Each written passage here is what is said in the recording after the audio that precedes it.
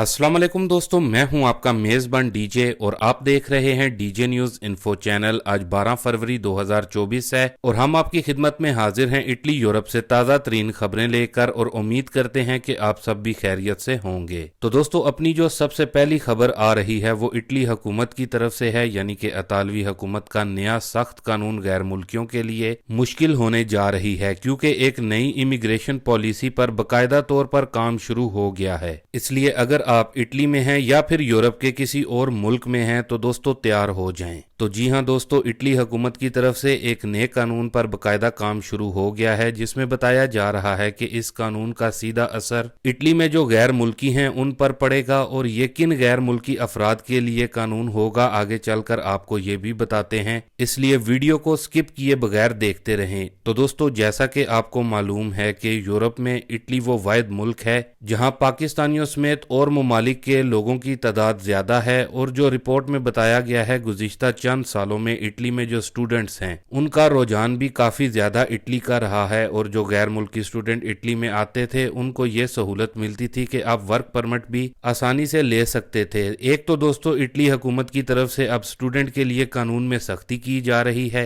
जबकि दूसरी जानिब ऐसे अफराद जिन्होंने इटली में आकर सियासी पनाह करनी है या फिर की हुई है उनके लिए नया सख्त कानून आने जा रहा है। कानून क्या है वो भी आगे चलकर आपको बताते हैं, लेकिन उससे पहले आपके लिए यहाँ पर यह जानना काफी जरूरी है कि इस वक्त ना सिर्फ इटली बल्कि पूरे यूरोप में इमिग्रेशन के मामले पर नई नई पॉलिसियां कायम की जा रही हैं और जितना हो सकता है उतना इमिग्रेशन कवानीन को सख्त किया जा रहा है। और अब इटली भी एक तो स्टूडेंट और सियासी पनाह के मुतलाशी अफराद के लिए कवानीन में सख्ती कर रहा है। तो दोस्तों, इटली हुकूमत जो नया कानून लेकर आने पर गौर कर रही है उसके मुताबिक अगर आप इटली में सियासी पनाह का केस करते हैं या फिर किया हुआ है, तो अगर आपका केस पास हो भी जाता है तो भी आप अपने सियासी पनाह के स्टेटस को नॉर्मल स्टेटस पर कन्वर्ट नहीं कर सकेंगे, ऐसा बताया जा रहा है, जो कि इटली में गैर मुल्की अफराद के लिए काफी सख्त कानून होगा। ख्याल रहे दोस्तों, ऐसा ना सिर्फ इटली में कानून लाने पर गौर हो रहा है बल्कि एक यूरोपीय मुल्क जो कि फिनलैंड है उसकी तरफ से इमिग्रेशन की नई पॉलिसी के तहत इस कानून की तैयारी भी कर ली गई है, और जो बताया जा रहा है उसके तहत इटली समेत यूरोप के बहुत से ममालिक इस नई सख्त इमिग्रेशन पॉलिसी पर काम कर रहे हैं। बाकी दोस्तों, इटली मेलोनी हुकूमत जैसा कि आपको मालूम ही है कि ये गैर मुल्की सियासी पनाह के मुतलाशी अफराद के लिए सख्त मौकफ रखने वाली हुकूमत है, इसलिए हो सकता है कि जल्द मेलोनी हुकूमत इस नए कानून को आने वाले मतई प्लान में शामिल कर दे। बाकी दुआ है कि ऐसा कानून इटली में गैर मुल्कियों के लिए पास ना हो, लेकिन फिर भी जो भी अपडेट होगी वो हम आप लोगों के साथ बजरिया वीडियो जरूर शेयर करेंगे। बाकी दोस्तों, इसके बाद अपनी अगली खबर को अब देख लेते हैं, जो कि इटली यूरोप में रहने वालों के लिए यूरोपीय यूनियन की जानिब से गुड न्यूज आ रही है, क्योंकि यूरोपीय यूनियन का नया सहूलत कार्ड मिलने जा रहा है। तो दोस्तों, यूरोपीय यूनियन की तरफ से ये एक नए कार्ड का अजरा किया गया है जो कि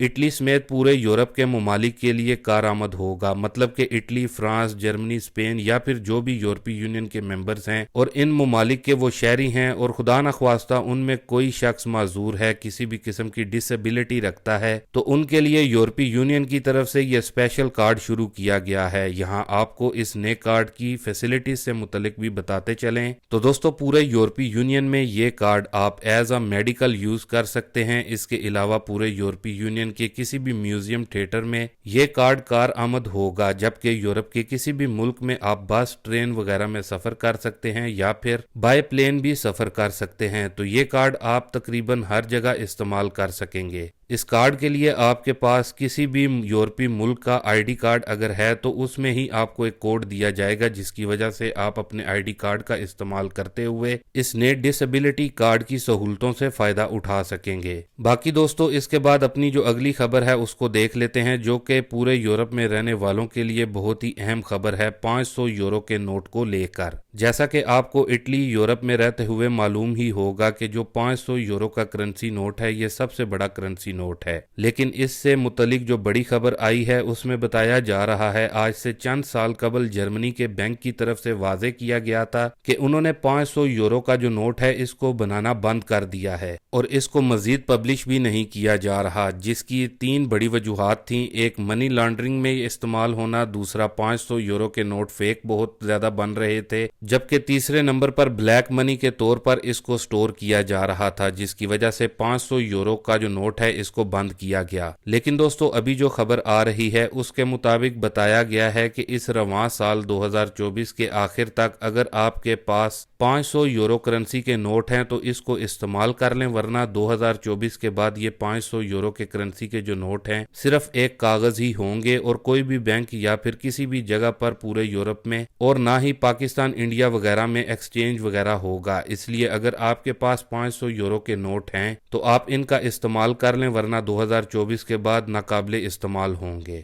बाकी इस न्यूज़ को ज़्यादा से ज़्यादा और दोस्तों भाइयों के साथ भी ज़रूर शेयर कर दें ताकि सबको इससे आगाही हो सके। इसके साथ ही दोस्तों एक बार फिर से इटली की कुछ खास खबरों की तरफ बढ़ते हैं। तो दोस्तों इटली इमिग्रेशन वर्क परमिट या फिर नोला ओस्ता की मियाद से मुतलिक अपडेट आपके साथ शेयर कर दें और इससे मुतलिक बहुत से दोस्तों भाइयों की तरफ से पूछा भी जा रहा था। तो दोस्तों जब आपका नोला ओस्ता या फिर वर्क परमिट इमिग्रेशन के तहत निकल आता है तो उसकी मियाद सिर्फ और सिर्फ 6 माह की होती है। अब बहुत से दोस्तों में ये कंफ्यूजन पाई जाती है कि अगर आप 6 माह से पहले अपने वर्क परमिट यानी नोला ओस्ता को इटालियन एम्बेसी में जमा करवा दें और एम्बेसी में जमा करवाने के बाद ये एक्सपायर हो जाए तो क्या उन्हें वीजा मिलेगा? तो दोस्तों आप लोगों को यहाँ पर क्लियर कर दें, अगर आपका नोला ओस्ता एक्सपायर होने से पहले जमा हो जाता है एम्बेसी में और एम्बेसी में जमा होने के बाद वो एक्सपायर भी हो जाता है तो ऐसी सूरत में आप लोगों को परेशान होने की जरूरत नहीं, क्योंकि एम्बेसी की तरफ से आपको वीजा जारी किया जाएगा। जबकि अगर एम्बेसी में जमा करवाने से पहले आपका नोला ओस्ता एक्सपायर होता है तो ऐसी सूरत में फिर आपको